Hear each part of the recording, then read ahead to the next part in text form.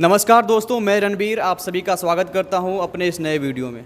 दोस्तों, आप सभी को पता है कि बिहार सरकार के द्वारा TRE-4 का नोटिफिकेशन जारी किया जाने वाला है और विधानसभा में जो शिक्षा मंत्री हैं सुनील कुमार जी, उन्होंने अपना बयान दिया है। उस बयान में यह बताया गया है कि TRE-4 की घोषणा हो जाएगी और इसका एग्ज़ाम मई के लास्ट वीक में होने वाला है। तो इस सिलसिले में मैंने पहले भी मांग को उठाया था कि TRE-4 में TRE 4.0 में जितने भी अपेयरिंग कैंडिडेट हैं 2023 से 25 सेशन वाले, सभी को मौका मिलना चाहिए। इसके लिए मैंने आवाज़ भी उठाई थी और कई सारी रणनीति भी आपके सामने रखी थी।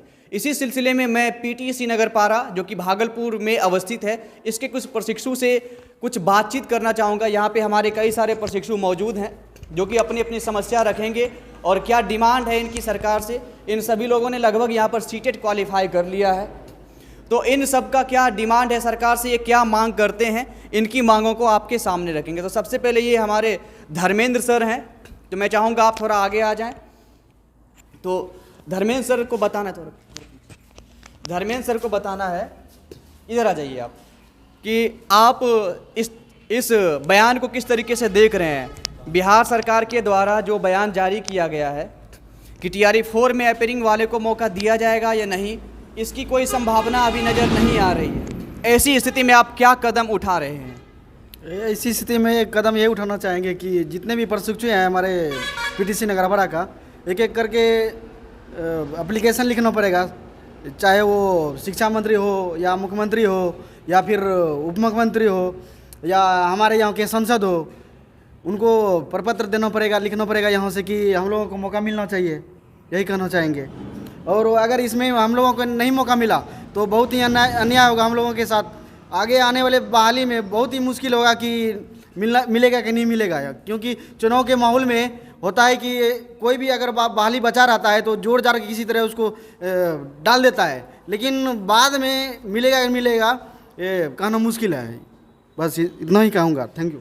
जैसा कि हमारे धर्मेंद्र सर ने कहा कि ये चुनावी साल है और चुनावी साल में सरकार वो अपने वोटरों को लुभाने के लिए चुनाव के पूर्व में ही नोटिफिकेशन जारी करने वाली है और इस बात को कहने में कोई यहाँ पे संदेह नहीं है कि सरकार वोट बैंक की राजनीति करने के लिए बहुत ही जल्द इसकी सूचना जारी करने वाली है और यह जो नियुक्ति है वह करने वाली है, भर्ती का ऐलान किया जाने वाला है। इसी सिलसिले में हमारे अगले प्रशिक्षु हैं, हमारे बबलू सर हैं, इनकी शादी भी हो चुकी है, तो और लेकिन अभी तक ये जॉब की उम्मीद में है, सरकारी जॉब की उम्मीद में है।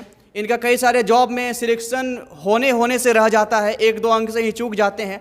तो ऐसी स्थिति में ये हमारे जो प्रशिक्षु हैं जो कि सरकारी नौकरी की आस में इंतज़ार कर रहे हैं और उनके लिए अपने समझ लीजिए कि उस एज में पहुंच चुके हैं जहां कि इनको हार या जीत वाली बात होती है। और अगर केवल ये बबलू सर ही हमारे उदाहरण नहीं हैं, और भी कई सारे हमारे प्रशिक्षु हैं बिहार में जो कि नौकरी की आस में लगे हुए हैं और लगातार इसके लिए जद्दोजहद कर रहे हैं। ऐसी स्थिति में अगर शिक्षा मंत्री के द्वारा ये बयान आता है कि अपेयरिंग वाले को मौका नहीं मिलता है, जो कि अभी तक नहीं आया है, अगर उनके ओर से बयान आ जाता है कि अपेयरिंग वाले को मौका मिलता है तो हम सभी लोग कोई आंदोलन नहीं करते हैं। तो इसी सिलसिले में मैं सवाल करना चाहूँगा बबलू सर से कि आप शिक्षा मंत्री सुनील कुमार के बयान को किस तरीके से देखते हैं?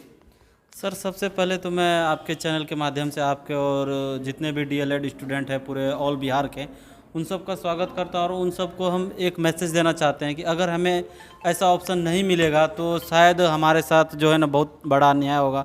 ये हमारे अरमानों का हत्या कहे जाने योग्य होगा, क्योंकि हम लोग TRE-4 के लिए जोर जार से लगे हुए हैं, सीटेट क्वालिफाई किए हैं, अगर बहुत सारी चीज़ है जिसके लिए हम लोग मेहनत कर रहे हैं और यहाँ से हम लोग जल्द क्वालिफाई होकर निकलेंगे।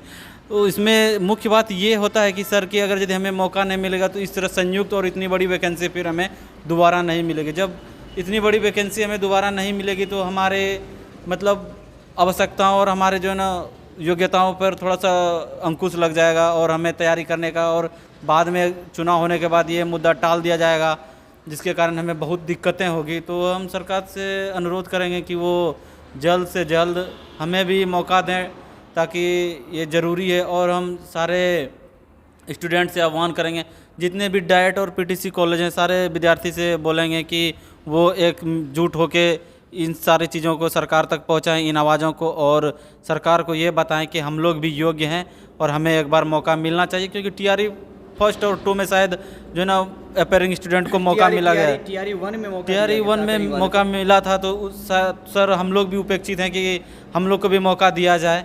इस कार्य के लिए मैं इस सरकार का सदा आभारी रहूँगा, और इस मुहिम के लिए मैं रणबीर सर का ढेर ढेर अभिनंदन करता हूँ कि वो उनके प्रयास से शायद हमें आगे मौका मिल जाए।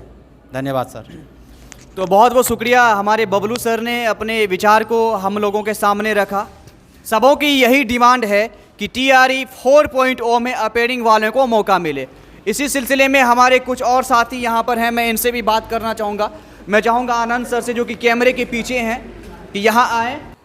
जय कृष्ण सर, आप किस तरीके से देखते हैं, आप आगे की रणनीति के लिए किस तरीके का डिमांड करना चाहते हैं सरकार से? आपकी क्या प्रमुख मांगे हैं? क्या आप हम सभी के इस आंदोलन में, इस मुहिम में साथ देने के लिए तैयार हैं? क्या हमारे साथ कदम से कदम मिलाकर चलने के लिए तैयार हैं, ताकि हम सभी जिन लोगों ने सीटेट क्वालिफाई कर लिया है उनको उचित मौका, उचित अवसर प्राप्त हो सके और टीआरई 4 में हम लोग एग्ज़ाम दे करके लाभान्वित हो सकें?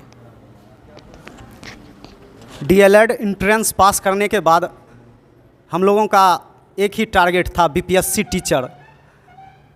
लेकिन सरकार की रणनीति ऐसी लग रही है कि हम लोगों को सेशन 23 से 25 वालों को बीपीएससी टीआरई 4 में शायद ही शामिल किया जाएगा।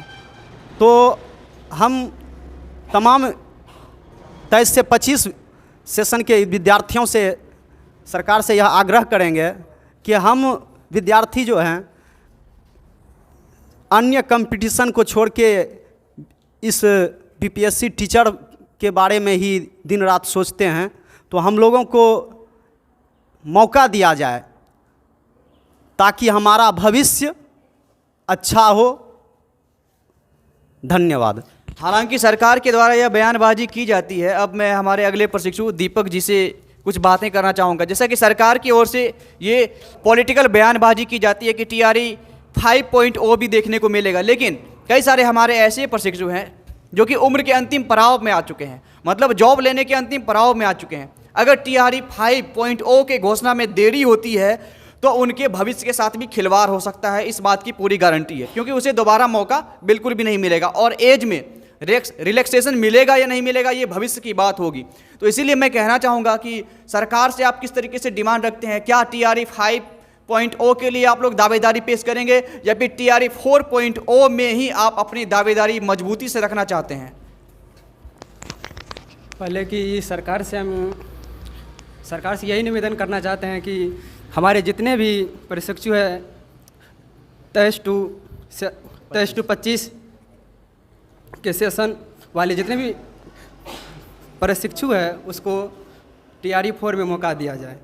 सरकार से यही निवेदन है मेरा। धन्यवाद। क्या इसके लिए आप अपने स्तर से कोई ठोस कदम उठा रहे हैं? क्या आपने अभी तक कोई ठोस कदम उठाया है या केवल ऐसे ही बातें रख देने से होगी या फिर कुछ स्टेप भी हम लोग को उठाना होगा? इसके लिए तो ठोस कदम उठाना चाहिए हम लोग को। हाँ, कृपया हम लोग के साथ जो है एकजुट होना पड़ेगा सभी को एकजुटता के साथ काम करनी होगी। इसके लिए चाहे SCRT ऑफिस जाना पड़े, पटना जाना पड़े, सभी जाने के लिए तैयार हैं। 23 टू 25 के विद्यार्थी है, सब मिल के एकजुट होके इसके प्रति अपना काम करेंगे, अपना काम करें और एकजुटता के साथ लड़ेंगे, सरकार से लड़ेंगे, अपनी बातों को अहिंसक तरीके से रखेंगे। दोस्तों, इस तरीके से आपने देखा कि मैंने अपने महाविद्यालय पीटीसी नगरपारा के कई सारे प्रशिक्षुओं से बात की। सबका यही आह्वान है और सबकी यही मांग है कि टीआरई 4.0 में हम सभी 2023 से 25 सेशन वालों को अपेयरिंग कैंडिडेट के रूप में मौका दिया जाए। इसके लिए हम सभी अपने स्तर से प्रयास करने के लिए तत्पर हैं और इसके लिए हमें जो भी करना होगा, चाहे पटना के गांधी मैदान में धरना देना हो या फिर शांतिपूर्ण तरीके से कहीं भी प्रदर्शन करना हो, इसके लिए हम सभी अपने महाविद्यालय की ओर से तैयार हैं। मैं बिहार के जितने भी डीएलएड कॉलेज हैं, चाहे वो डाइट हो, पीटीसी हो या फिर कोई प्राइवेट कॉलेज हो, सभी के कॉलेज में यह आह्वान करना चाहूँगा, यह डिमांड करना चाहूँगा जितने भी प्रशिक्षु हैं कि सभी एकजुटता के साथ आएँ और अपनी आवाज़ को बुलंद करें और बिहार के विधानसभा भवन तक अपनी आवाज़ को पहुँचाएँ, अपनी बात को पहुँचाएँ, ताकि ये सरकार हमारी बात को सुन सके। शिक्षा मंत्री तक ज्ञापन सौंपेंगे, मुख्यमंत्री को ज्ञापन सौंपेंगे और जितने भी प्रशासनिक अधिकारी हैं सभी को हम ज्ञापन सौंपेंगे और अपनी बात को हम प्रमुखता से मनवा कर रहेंगे। इसके लिए हम लोग कभी हार नहीं मानने वाले हैं। तो दोस्तों, कैमरामैन धर्मेंद्र कुमार के साथ रणवीर कुमार, पीटीसी नगर पारा। धन्यवाद।